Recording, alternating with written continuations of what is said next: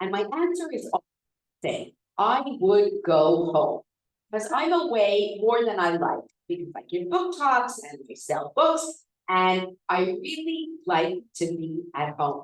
And I always thought of that when we read The Dutch House, which was her previous book, which was a wonderful, wonderful book about this very interesting house. And it was all to do with this idea of home. So this is Anne Patchett likes her home. In 2010, she found that her hometown of Nashville no longer had a good bookstore. That was when the era of buying books online, Amazon purchases. That was the end. It signaled the demise of many independent bookstores. I mean, the world definitely has changed as far as booksellers go in the last number of decades.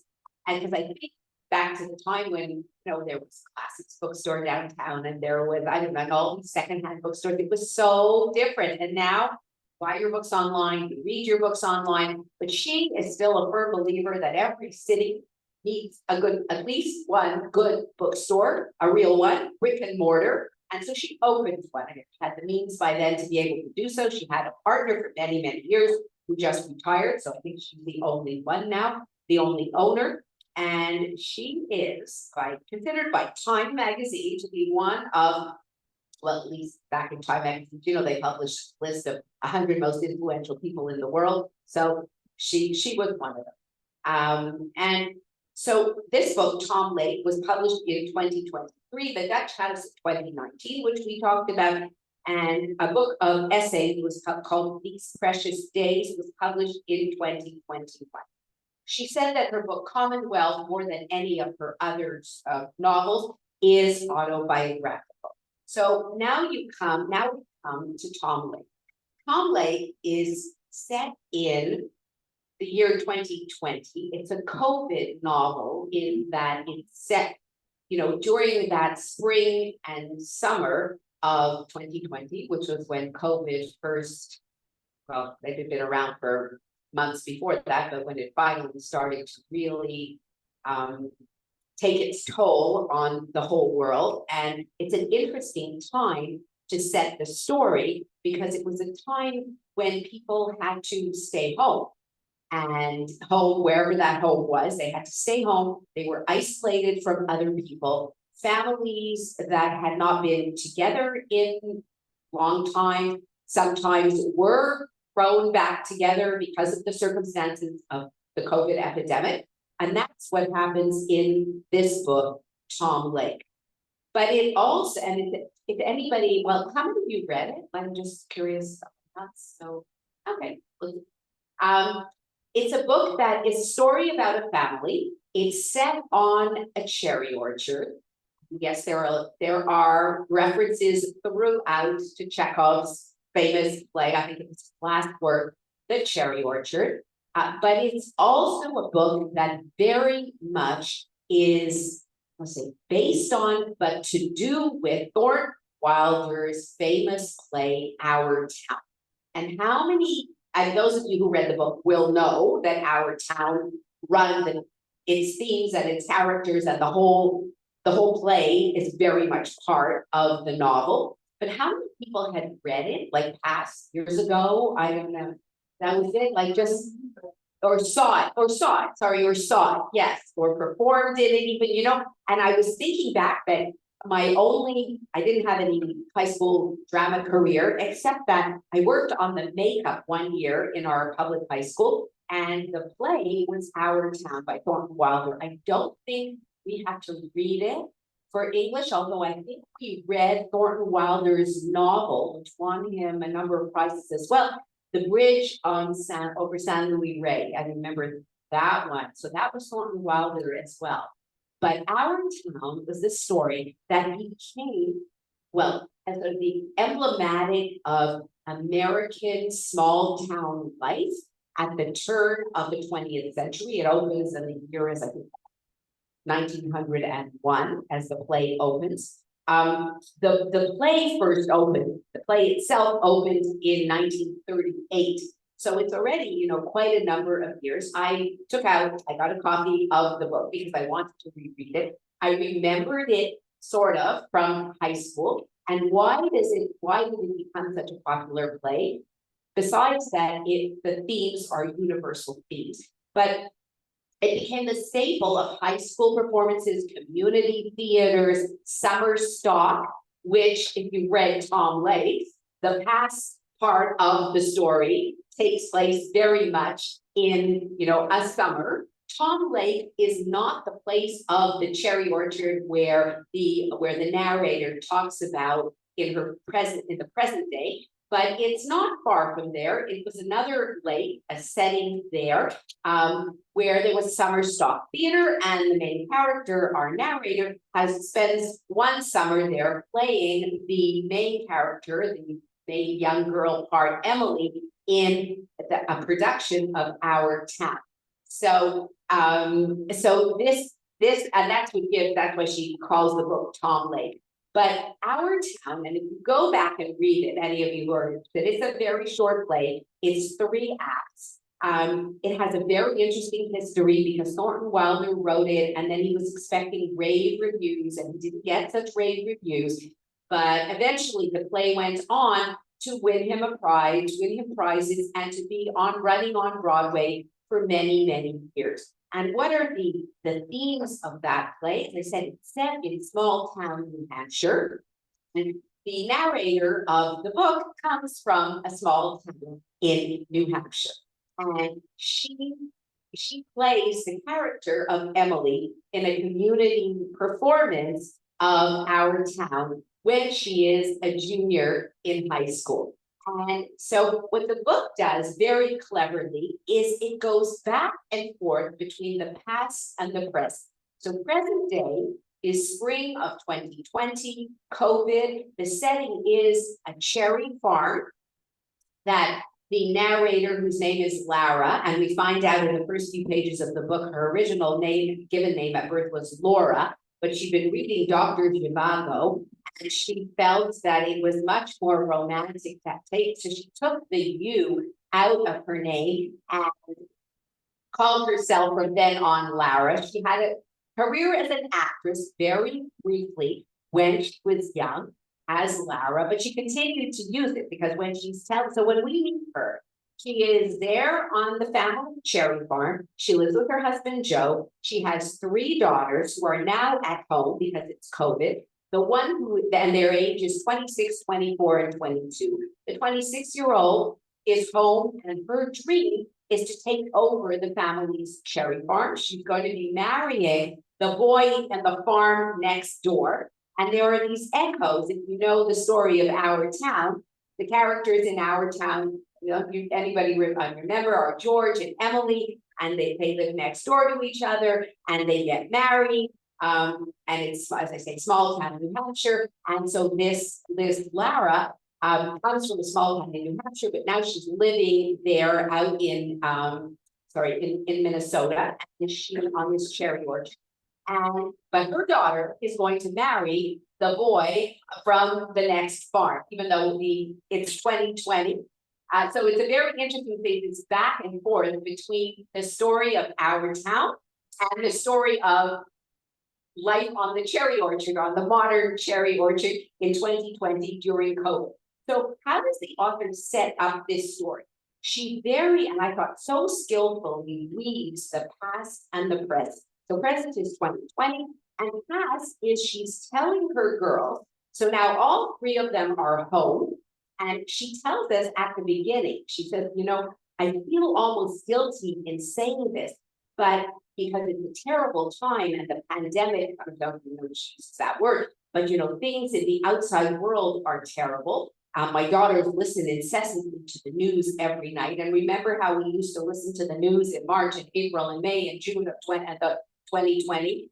And how many statistics and how many people are sick and how many people died? Like it's not that long ago. And yet somehow it's kind of, we remember it, but that's the present day of the story with her daughters at home. And she says, I feel guilty saying this, but it's really nice to have my girls back home again, because the 2 other daughters have been away at school.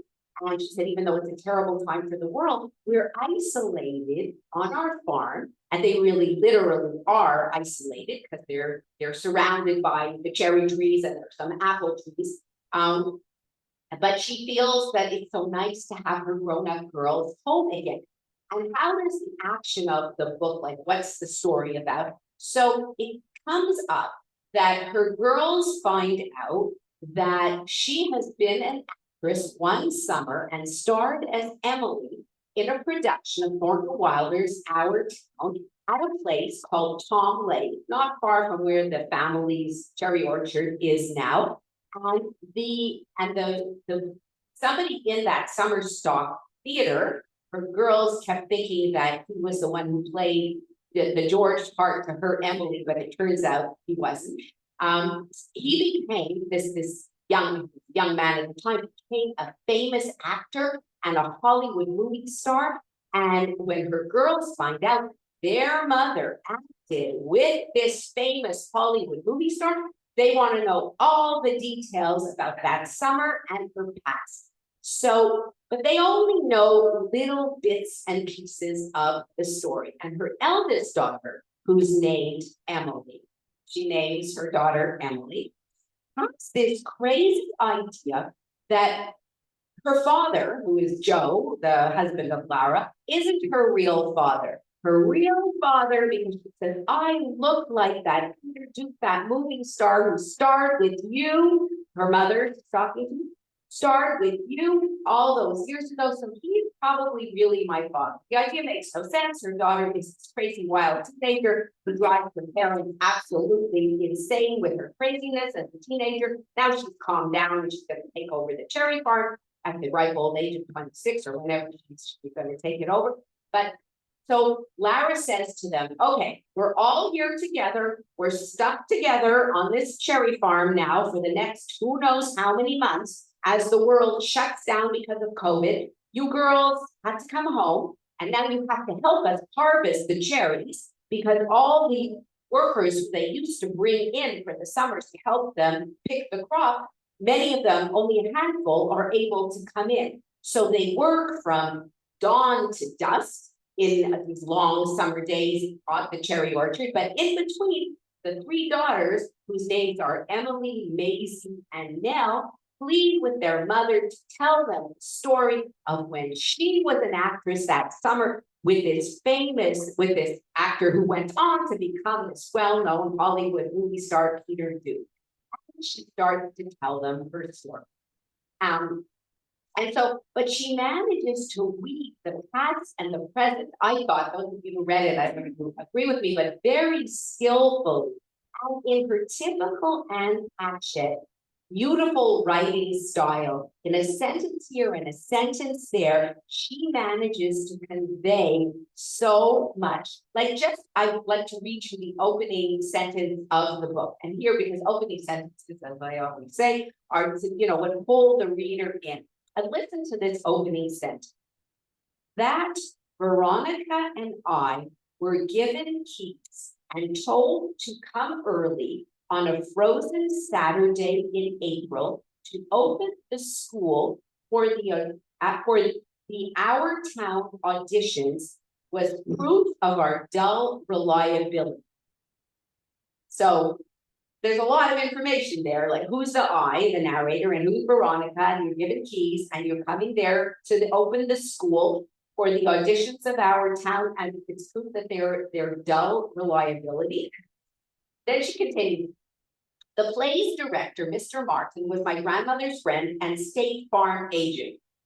State Farm is the big insurance company in America, very American. That's how I was wrangled in for my grandmother. And Veronica was wrangled because we did pretty much everything together. Citizens of New Hampshire could not get enough of Our Town. We felt about the play the way other Americans felt about the Constitution or the Star-Spangled Banner. It spoke to us, made us feel special and seen. And then she goes on to explain that Mr. Martin, her grandmother's friend, who's going to be the play's director, he thought there was going to be a big turnout for the audition, so he asked the principal of the local high school where our narrator goes, if they could please use the school gymnasium for the auditions that Saturday morning.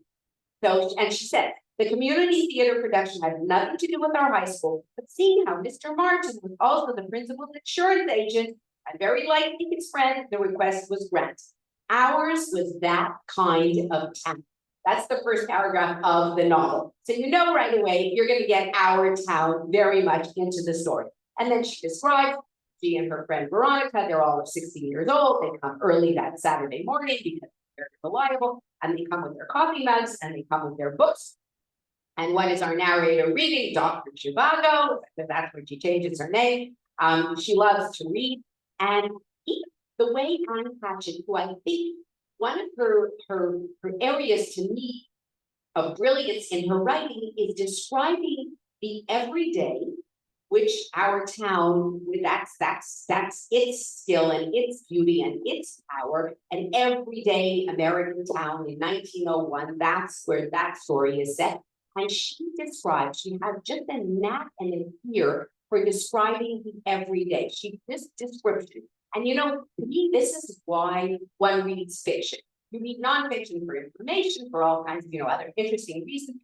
But once you read fiction, I mean, escapism, whatever, people have different reasons.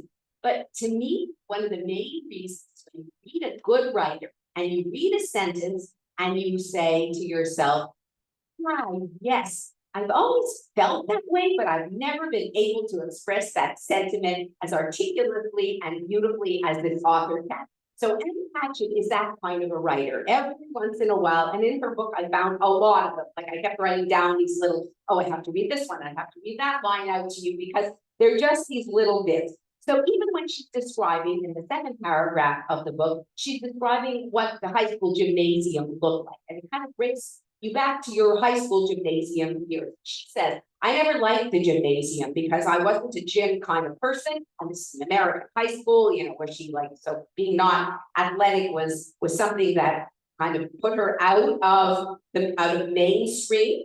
But she says here, "So I hated she said, I liked school fine, but hated the gym and everything it stood for. Team sports, pep rallies, vicious games of kickball, running in circles when it was too cold to go outside, formal dances, graduation.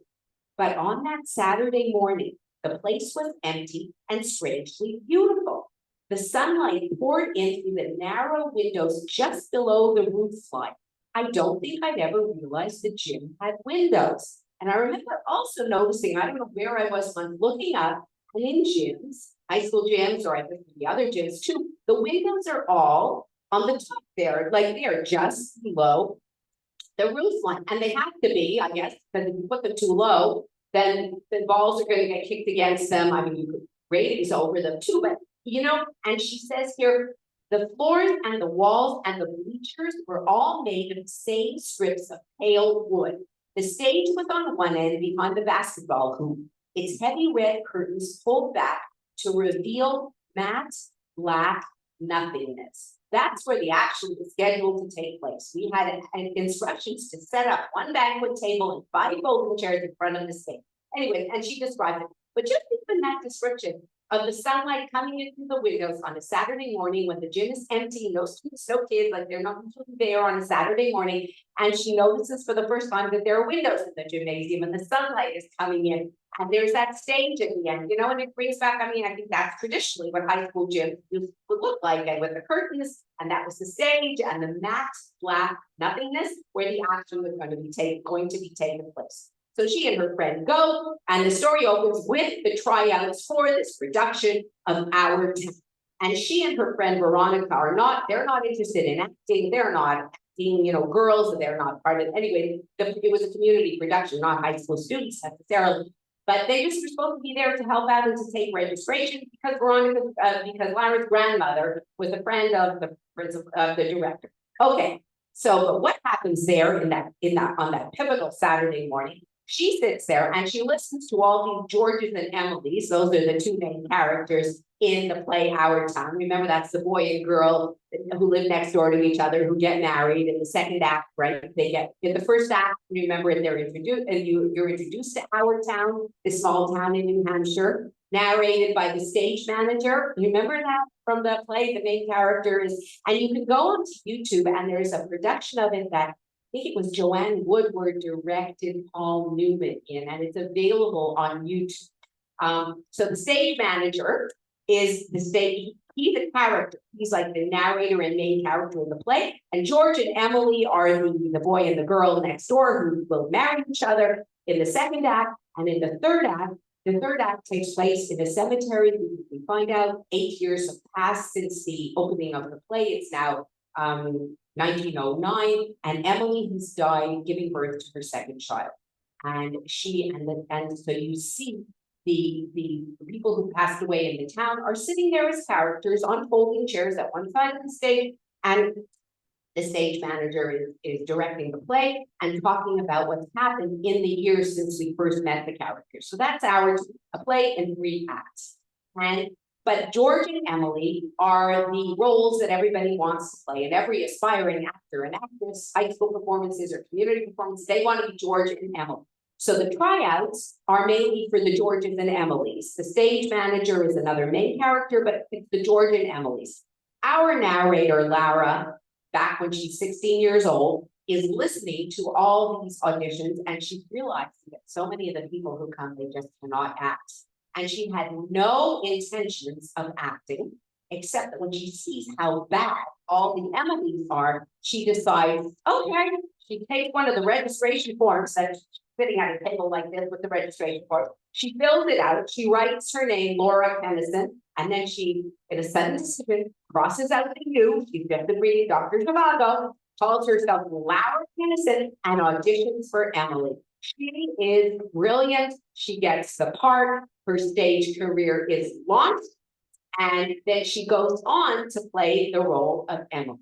She is spotted. That those of you haven't read so much detail of the story, you'll read it yourself. She's spotted by a talent agent who says to her, he's the uncle of one of the girls in the play, and he says to her, you know, I'm a director, I'm a film director, and we're making a film, and we're looking for a girl to play a role in this film, and we haven't found her yet, and I think you're the one. Come out to LA and audition for the film. And she says, and she thinks to herself, LA, she's never been anywhere. She's from this small town in New Hampshire. She really lives with her grandmother. We don't know too much about her background, except her grandmother is a beloved figure in her life. Her grandmother owns the local, she owns a shop called Stitch It, which is a local alterations shop in the one and only alteration shop in this little New Hampshire town. And Laura lives with her grandmother. So this talent agent all of a sudden appears and says to her, you have to come to LA because I think you're it. He pays for her flight. She goes to LA. She auditions for this film. They accept her. So all of a sudden, from small town New Hampshire, she's thrust over into this acting world in LA, except the main star of the film falls and injures herself. So they have to postpone filming. Meanwhile, she lives there. This director, who's he's older than she is, he says to her, well, if you want to live in my pool house in my backyard, you could live there and do whatever you want. We're just going to wait until the actress is ready for film. And she has this strange interlude in her life, living there, and she just went off, left New Hampshire, went off to LA, started this, and then the summer that she's there, there's a production of Our Town that's being performed in Tom Lake, and she's sent there, and the actress who's playing that is not able to play, and our Lara goes and plays in that summer stock theater performance. And that's the summer where she meets this Peter Duke, this what's the word for him? He's a bit crazy, but he's a very brilliant and talented actor. They have a very passionate summer romance fling in between staging, practicing, rehearsing, and then staging Our Town and that's the summer of Tom Lake. So she starts to tell her daughters in 2020 when they're stuck on the cherry orchard with COVID, she started to tell them the story about this summer in her life when she is young and when she played in the summer stock theater and when she had met this Peter Duke. Because why are they talking about this to begin with? because the older daughter, Emily, is fallen in love with this movie star and somehow gets this kooky idea in her head that he's really her father. And and then when he finds out that her mother actually knew him and acted across from him in this summer theater, she insists that her mother tell her the story. So that's how we get this back and forth of why Lara starts to tell us the story. She tells us what happens that summer, interspersed with the present day of trying to get all the cherries on their cherry orchard. And there are very much references, and I don't know, to refresh your memory, if you ever read Chekhov's The Cherry Orchard, because it's set in, it's set also in turn of the century, no, or late 19th century Russia. It was remember this? It opened in 1904, sorry. So it's really the same time as our town. Chekhov described his play, The Cherry Orchard, as a comedy with some elements of farce, although when Stanislavski, the director, produced it, he treated it as a tragedy. And since its production, the directors of The Cherry Orchard, all through the ensuing years, have contended with its dual nature. It's comedy, is it tragedy? But it's considered to be one of Chekhov's outstanding plays. And you can really relate this also to Tom Lake. Is the story a tragedy? Is the story a comedy that she's telling us, or that she's telling her daughter? The play revolves, for those of you, just to refresh your memory, the Cherry Orchard, an aristocratic Russian landowner who returns to her family estate, which includes that large and well-known cherry orchard, just before it is auctioned off to pay the mortgage. And then the son of a former serf, who is now wealthy, he comes and he says he wants to buy the cherry orchard, but he wasn't, part of the aristocracy, but he's of the nouveau riche. So the issue there is that the cherry orchard, the family is going to lose their cherry orchard that has been in the family for many generations because of financial difficulty.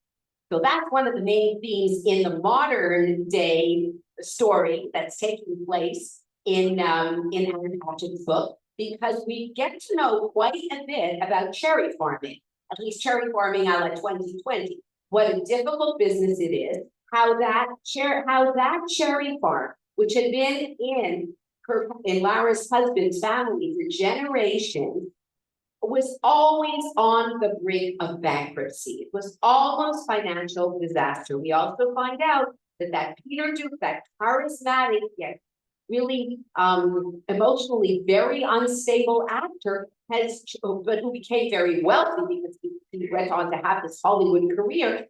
He has come to, and he's trying to buy the family's cherry orchard several times during the story, during the ensuing years, until the very end. Those of you who read the book will remember, maybe I shouldn't give away the ending because not all of you have read it, but the cherry orchard comes into play as well in this idea of the precariousness of farming. The precariousness of, is the crop going to be good? And even if the crop is, as you learn by reading this, even if the crop is wonderful and there's a bumper crop on a particular year, that means that the prices are going to go down. And so the farmers don't get what they should get for their price. So it doesn't guarantee just because the crop was good that the farm is going to do well. So it's always this risky business. But you have to have this kind of farming in your blood. Either you love it and you're passionate about it and you don't want to lose your family farm, or you think this is a ridiculous, unstable, crazy way to make a living. Let's sell this to whoever wants to, crazy enough to buy it, or some developer. But that's going on in the story.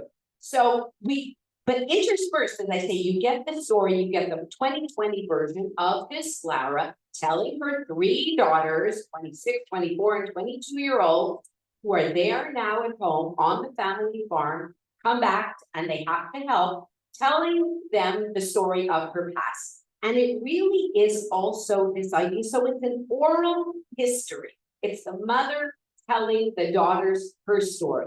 And it really, one of the themes, I think, is how we shape the stories of our lives. What we decide to tell when we're asked, by depending on who, and what we decide to leave out. And she tells her daughters the story And she tells them, and they say to her, "Oh, we didn't know that, or we didn't know that about you." And she said, "No, because either you didn't ask, or you didn't pay attention, or I didn't tell you."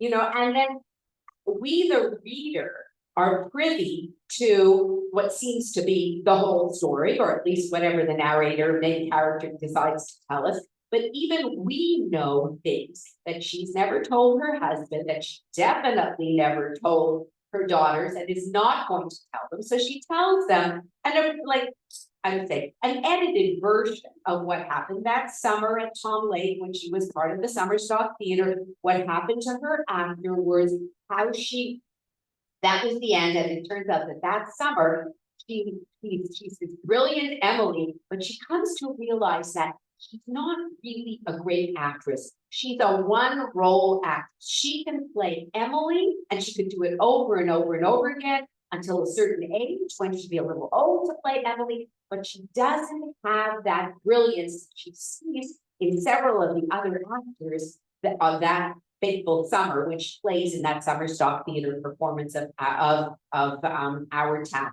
And then there's a physical accident while she's playing tennis. She tears her Achilles tendon, or she tears it, which is apparently terrible and painful and requires a big surgery, and that ends acting for her, at least for the summer, and it ends up ending her acting career. She goes back to her small town, back to her Our Town.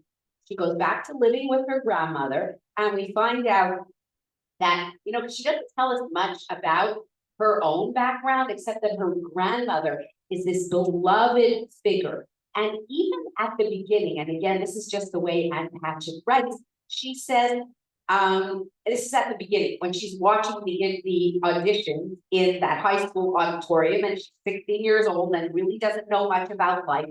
And she writes, and she's talking here as Lara, her 16-year-old self, every stage manager, that's the main character, the character in the play Our Town, came with an unintended lesson for me. Clarity, intention, simplicity, they were teaching me. Like all of my friends, I was wondering what I should do with my life. Plenty of days I thought I would be an English teacher because English was my best class, and the idea of a life spent reading and making other people read appealed to me. I was forever jotting down ideas for my syllabus on the back of a spiral notebook, thinking how we'd start with David Copperfield. But no sooner than I had committed myself to teaching, I wrote off to request an application for the Peace Corps. I loved books, of course, but how could I spend my life in a classroom knowing that wells needed to be dug in Africa and mosquito nets needed to be distributed? The Peace Corps would certainly be the most direct route to doing anything truly decent with my life. Decency, a word I use to cover any aspect of being a good person, factored heavily into my thinking at the time about my future. Being a veterinarian was decent. We all wanted to be veterinarians at some point, but it meant taking chemistry, and chemistry made me nervous. But why? And she goes on and she says, but if you wonder where the decency is in alteration, because she's going back to that her grandmother was going to be doing the costumes and the alteration for this community performance. And she says, I can tell you, my grandmother, she was both a seamstress and a fountain of human decency. When my friend Veronica, who didn't have very much money, her family didn't have much money, her mother was a single parent, spoke about the genes that I had diverted from the goodwill bag by tapering the legs, she said to me, you saved my life. People liked their clothes to fit, so making them fit was helpful, decent. Like, you would think that somebody who does alterations, that's such a decent thing to do. And Anne Patchett in her writing is telling you this, and you think, yes, it is. People, we do like our clothes to fit properly. And, not everybody can buy their clothes off the rack in a store, and which we do now, and have them fit perfectly. So a good seamstress, somewhere where you can have your things altered, is really not an insignificant figure in one's life. And she says here, my grandmother, who always had a yellow tape measure hanging around her neck and a pin cushion held to her wrist with a strip of elastic, the pin cushion corsage, I called it. She taught me that. And while I watched all those men auditioning for the role of the stage manager, reciting those lines so badly, that really made me think about my life. And that's how she's reminiscing to her daughter. And then the grandmother, it turns out, through this whole story, is a very important person in her life. And her three daughters, we find out, the oldest one's name is Emily, because of course it had to be Emily, because Emily was our town, and that was that summer in Tom Lake where she had that play with Peter Duke that she's telling her daughters about. And our town was the beginning and the end of her acting career when she was a young woman. The second daughter's name is Maisie, and we find out that it was Maisie. Maisie was the beloved aunt of her husband, Joe, and his aunt and uncle used to they ran the cherry farm before they got older and gave it over to their nephew, Joe. So and Maisie was, and she was a wonderful woman, and Lara loved her very much. She used to come back, they moved to Arizona to be with their children, but they'd come back to the cherry farm in the summers, and she loved her. So Maisie was the second daughter, and the youngest daughter's name is Nell. And you don't know who Nell is until towards the end of the story, when she goes on, because she has to catch us up from that time when she gets her act, high school, when she's in high school, then when she's in summer stock theater, then when she's, that wonderful summer, and then her acting career is shattered literally by this torn Achilles tendon. And then what can she do? She goes back to the town in New Hampshire. She goes back to live with her beloved grandmother. And her parents, meanwhile, we find out that and it's so interesting how she says, yeah, my parents, I did have parents. Because you wonder when you read the book, she had parents, because you don't really hear about them. She had parents. They married very young, she tells us. My mother had my brother when she was like 19 years old, and the other one when she was 20. And then I came along as an accident when my mother was 35, which seems young nowadays, that she was thinking to herself, reflecting to herself. But back then, it felt very old for my mother. So I was born, and my mother really didn't have the patience for me. So it was kind of assumed, and my grandmother needed help, and my grandmother was lonely after my grandfather passed away. So I really lived mainly with my grandmother. And then eventually her parents move away, and she really is living with her grandmother, except for when she goes away to LA, and then she comes back to New Hampshire after she tears this Achilles tendon and goes back to her grandmother's alteration shop. And it turns out that she too is very good at alterations.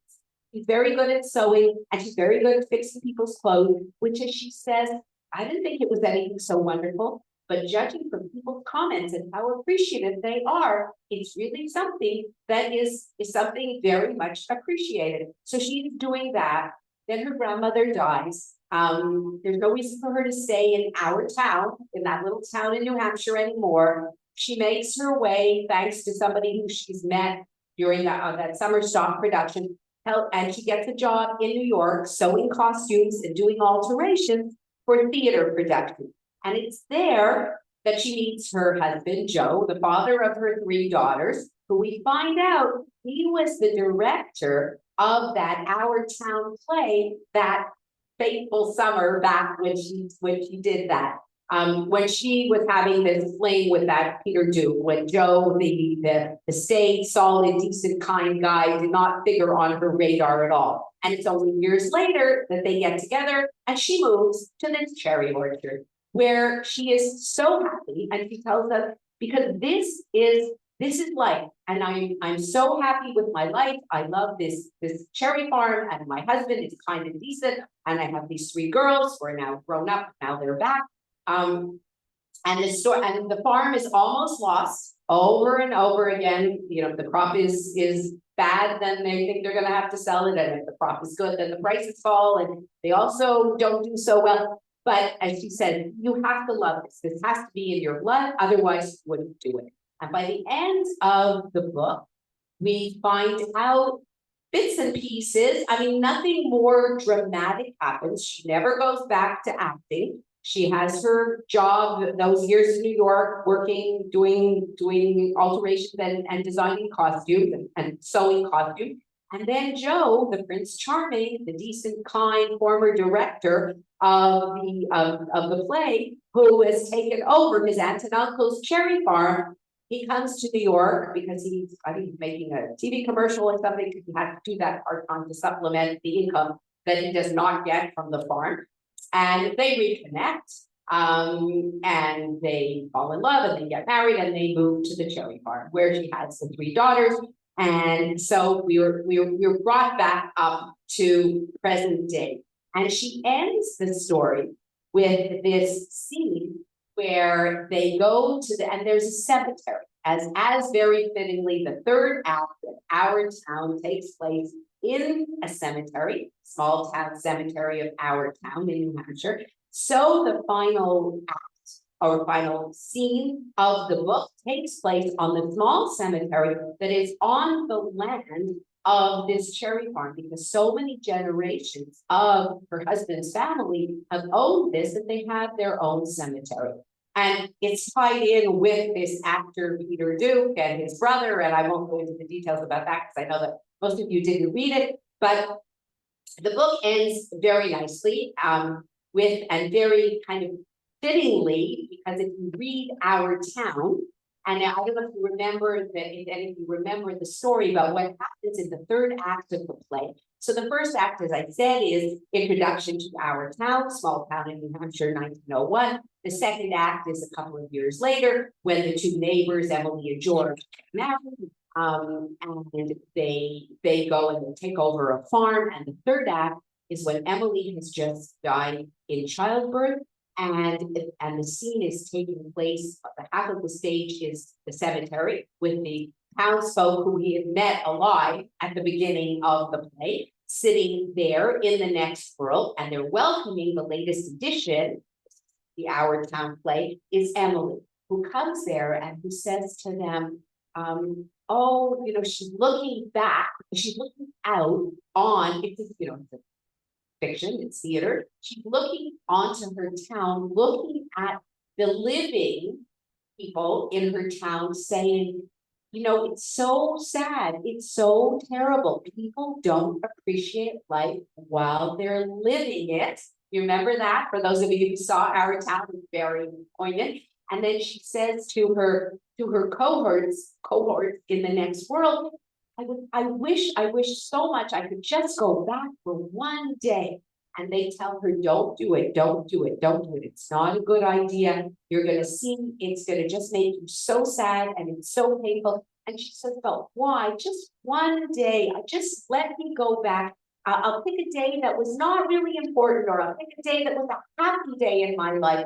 And they warn her against it and say, don't do it, but she insists. And so she picks her 12th birthday, Emily, and she goes back. So she walks across the stage, and she's back in her house watching, because she's watching, but you know, she's a figure from the next world. And she looks at the characters and she said, oh my gosh, look, my parents were so young and they were so beautiful, and look at this and look at that. And then after a little while, she's had enough. And she says to her colleagues, to the others sitting in the cemetery on the other side of the stage, she says, I can't take it anymore. I really can't take it anymore. I have to go back. With her saying, it's just so sad. Why don't people realize? Why don't people appreciate what they have when they have it? And so yes, and so the last one is here from the end of the play. Emily she's talking to her mother-in-law, who died, he passed away before she did, and she goes back up and she said, oh, Mother Gibbs, to her mother-in-law, it's terrible, it's just so terrible. And her mother-in-law says to her, here, just rest yourself. And she says to her mother-in-law, they just don't understand, do they? Her mother-in-law says to her, no, they just don't understand. And the stage manager wraps up the play, and he describes what's going on. Most everybody's asleep now in Grover's Corners. That's the name of the town in Our Town. There were a few lights on, and the folks are doing this, and the folks are doing that, because he's talking there in his 1909 way of speaking. 11 o'clock in Grover's Corners, you get a good rest too. Good night, he says to the audience. And that's how our town ends. And so Tom Lake ends with a not dissimilar scene in the cemetery on the farm where there has just been a burial of, anyway, I'll tell you that you'll read it. But the character, the narrator is there, and she's there with her husband, and she's there with her daughters, and they're looking out and they're realizing, you know, this is really a wonderful world. She says here, and Lara at the very end, she starts to think, she's sitting there, by this time she's by herself, and she's thinking back and she's remembering the characters from previous years in her life. She's remembering the actors from the play that summer when they did the summer stock theater. And she's looking out, and she says here, because there's a lot of description of scenery because it's a very beautiful place and all the difficulty, this cherry farm. But she says here, we can see everything from here. I would say there has never been such a beautiful day, but I say that all the time. I can see just how right Duke was. That's the name of that actor, Peter Duke. He only needed such a little space. There is room up here for all of us, for me and for Joe and for our daughters and for their partners and their children. Despite everything we know, there may still be children living on this farm, and someday they will be buried here with us. And anybody who wants to join us can come too. I will remember to tell my husband this later. Where would we be in this world except without this? So it's a very, it's kind of the nice ending because we realize that she's happy and that but meanwhile, the story is a story of very tumultuous years in her life. It's a story of, it's really a book, I guess you could say, of quiet reflection, reflecting on the pleasures of family life, albeit during COVID era times when she talks about the present, but previous reflections on the present, the pleasures of family life, how love of different kinds evolve as we grow and as we get more mature and as years go on, of how to compare, which is what she really does in this book, back and forth, our present and our past self. The people who we come to realize are the very important, kind, decent ones. And in her case, it's very much her grandmother is this figure of decency. Her grandmother, who at the very end, she dies of breast cancer, leaving Lara bereft of her beloved grandmother.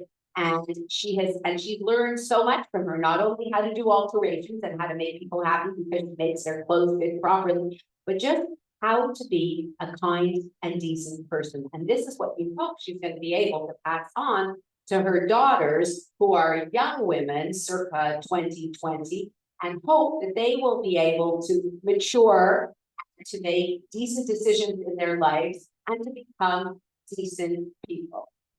So Tom Lake, I think, is beautiful. At least I thought so. Not a book of great action, a book of, as I said, more quiet reflection. But if you appreciate that kind of writing, and also if you have anything with our town, and if you feel like reading it, watch the TV movie, which is available all the time on YouTube, or read the play if you want. Thornton Wilder was a really interesting author, playwright, and author who wrote, as I say, novels and plays, and was very well known. He did not grow up in New Hampshire, but he spent many summers there. So that's why he decided to set his emblematic Our Town in that small town of the fictionalized name of Grover's Corners in New Hampshire. So she copied him here and set her past in a fictional, well, in a town in New Hampshire as well. Any comments, questions? Those of you who read it, what did you think of it?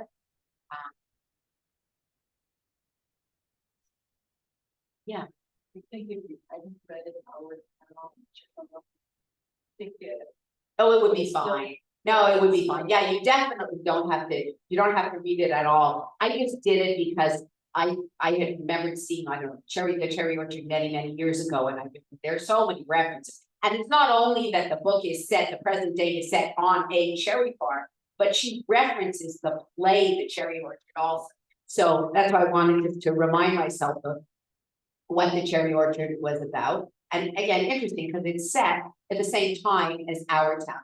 And then Our Town, because as I said, many years ago, I was involved in that high school production of Our Town and remembered it sort of. But this whole idea of small town America, and so no, you definitely don't have to. She makes lots of references to it. I just did it because I wanted to, but I wanted to refresh my memory. Yeah. I would hopefully you would very, very, I would read it very aware about town, because the production I saw was the CJ. Yeah. Yeah. Very easy. The book itself, I was aware of everything, the cherry orchard and our town, and the book itself. But for some reason, I found that the whole discussion of life just didn't speak. No. Just didn't speak to me at all. The way she presented it. I know her writing is wonderful, and Yeah. It just didn't. Okay, I mean, everything is personal, you know. It was one of Patchett, a number of people felt just like you, that they did, yeah, like they said, oh, Commonwealth was her, and even the Dutch House, but this one, you know, not so much. It's all very, you know, I guess if you look at it and compared to the complexity of her other books or the character development of her other books, this is I don't know what you say, a lesser one, maybe a lower, right? But her, I guess I read it for the observations and for then I thought that, you know, the way she developed the past and present was kind of interesting also. Oh, I'm not saying. Yeah, no, I understand. Yeah. And as I say, you were not alone. Many readers expressed the same thing, but yeah. Yeah. She's starting to tell her girls the story. Yeah. And they're picking cherries. Yeah. One of the things, there was a pause and the girls are going into the car. Yeah. And she's thinking, there's nothing better than this. Yeah. Ever. The smell of the trees and the cherry and the trees and the cherry. And the beautiful scenery and my three girls lying with me. What else? Yeah. Never could there be anything as good as this. But this is one of the moments that, yeah. So I guess really to appreciate the, yeah. Things that there are to be appreciated. That there are to be appreciated. Yeah. Yes. I didn't have the opportunity to read it yet, but I'm very inspired by your especially I think the years when I've seen these retreats. Sounds like a really great, and given the references to cherry orchard or Our Town, to Our Town. Yeah. Definitely read it. I mean, you don't have, I really don't think you have to read Chekhov. It would be, yes, why not if you feel like it. But Our Town is very short. And you know, so then, and I took this copy out from the library here, and the play is just a small part of the book, but then there's all this other, the whole history of the play and whether it got, how long it took him to get it produced and what happened and what the reactions and what the reviews were. But what was very interesting was that some reviewers felt that it was just silly and sentimental and trite, and others felt, again, you can see just how personal everything is, even critics, that it talked about the real things in life, you know, the important things of life, and it was not sentimental and it was not trite, and it had a way of being like an everyman kind of play that you could, and it said, I think, in this history of the play, that it's been produced in countries all over the world, and I forget where I read this somewhere here, that it was being produced in, I don't know, 101 something or 100 and something performances at one given time all around the world, because people could see, I mean, I guess it got adapted and it got to, you know, it seems like it's an all-American kind of play, but I guess if you adapt it to, I don't know, a town in the themes are universal. The brevity of life, the idea of, being able to appreciate things when you're living them, and how. Could be that what's going on is sensitized to the nice, kind, wonderful life that would be. I think we've become too Jaded. So I And thought, that's why they thought at the beginning it was too slow. Then they got into it, some reviewers say they left it at the end.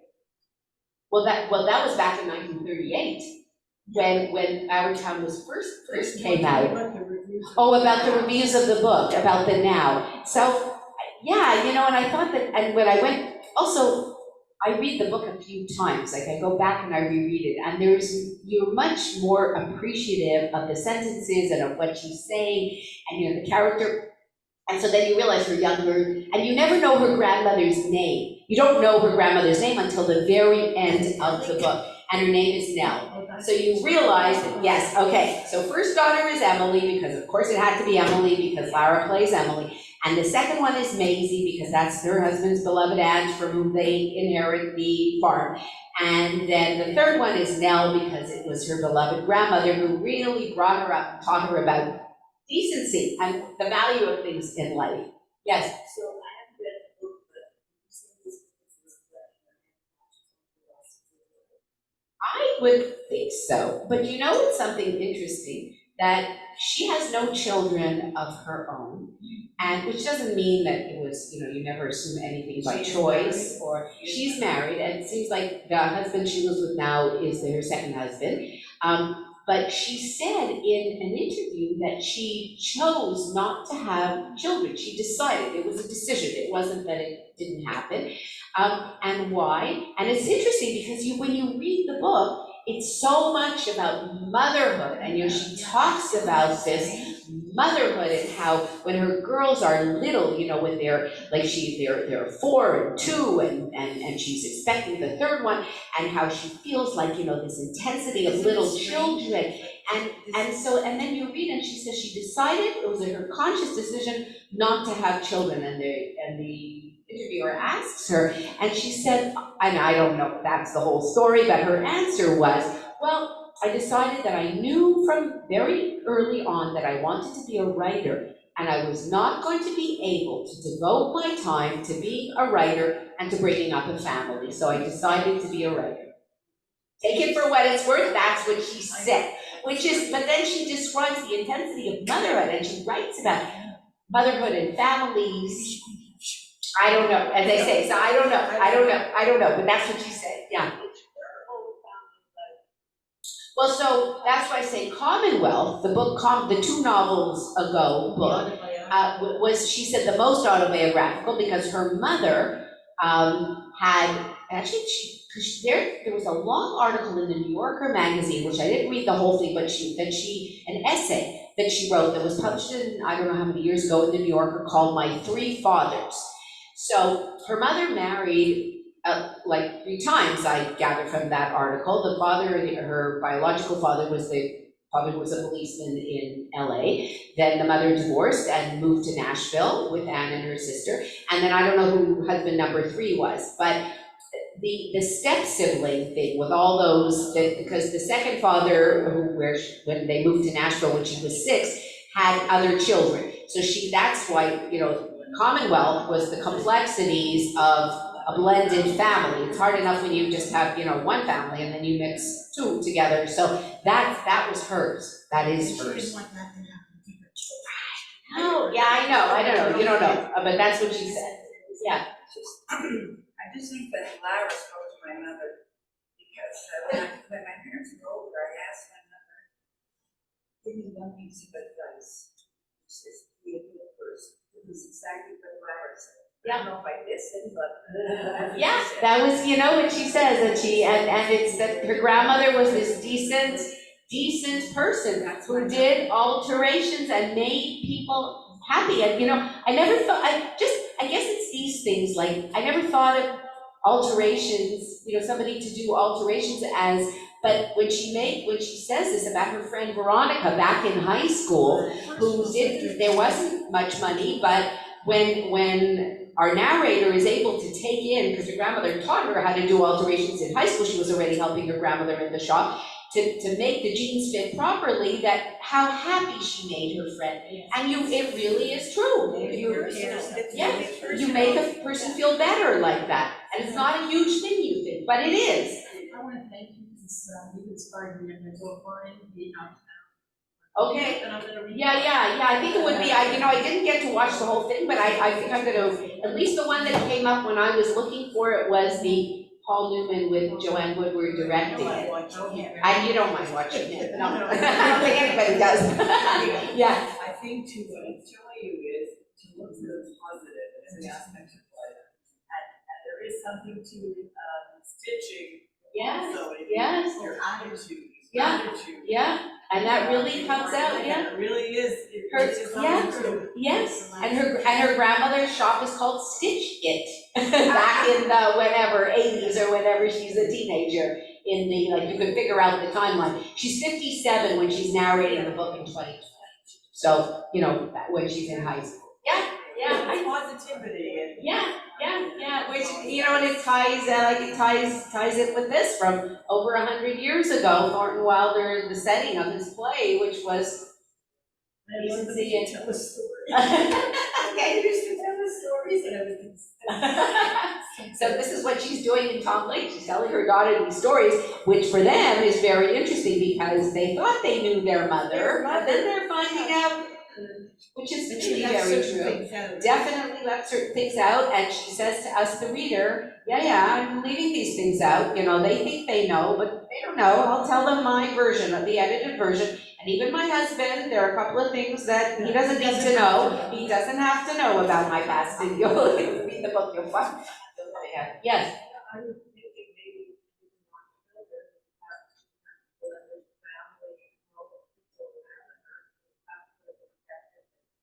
maybe Maybe. I mean, yeah. I don't know. That's what she said for them, because she couldn't devote enough time to writing. She had to raise them. That was her given answer.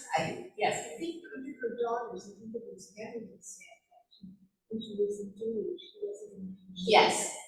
And her reason was because of ecology. Yeah, because of climate change and the world was going to be destroyed. And she says, which is a line that you hear among some people. Yeah, and I mean, that's what she meant to say. Did you know? So this daughter, Emily, announces to her parents, I'm going to marry the boy next door, but we're not having any children because the world is a terrible place and I can't bring children into this world. And then she says, That's an answer for her. I don't know, because then she has the character Lara saying, you know, kids are young, they could change their mind, like, you know, hopefully they'll change their mind and they'll have kids, even though right now they're, you know, with climate change, I can't have kids thing.